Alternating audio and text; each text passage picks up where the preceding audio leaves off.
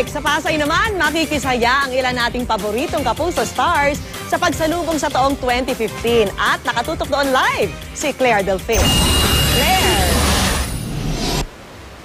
Vicky, gabi ng musika, kantahan, sayawan, indakan. Sabayan pa yan ng pagluluto ni Chef Boy Logro. Ito ang handog ng GMA Network para sa lahat ng mga kapusong sasabay sa atin sa pagdiriwang o pagsalubong ng bagong taong 2015. Hindi bale na raw na walang pera, basta't sama-sama ang mga mahal sa buhay sa pagdiriwang ng bagong taon. Kaya naman alas 11 pa lang kaninang umaga, nandito na at nag-aabang para sa Countdown 2015 ang mag-iinang Juma. Kakaiba talaga. For how many years ngayon lang namin naranasan yung ganito. Kahit wala kaming pera, walang pagkain, masaya kami ngayon.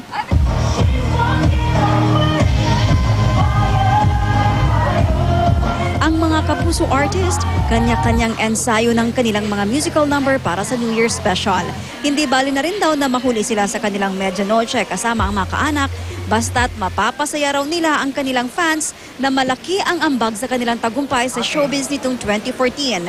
All hoping for the best and marami pang mga kaganapan na alam ko na magaganda, mga new memories pa na mangyayari. Iwanan na natin lahat ng stress, lahat ng negative vibes ng 2014 and let's welcome 2015 with an open heart and a positive mind. Si Max Collins, gaya ng maraming Pilipino, may New Year's resolution din. This year I want to travel more and spend more time with friends and family.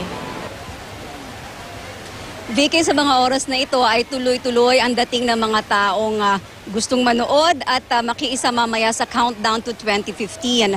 Alas 8 ng gabi, sisimulan dito ang pre-programming activities at simula naman ng alas 10 ng gabi ay mapapanood din ng live sa ating mga telebisyon ang programa rito hanggang sa countdown na mamaya alas 12 ng gabi o ng madaling araw. Happy New Year, Vicky! Happy New Year, Claire Delfin! Maraming salamat!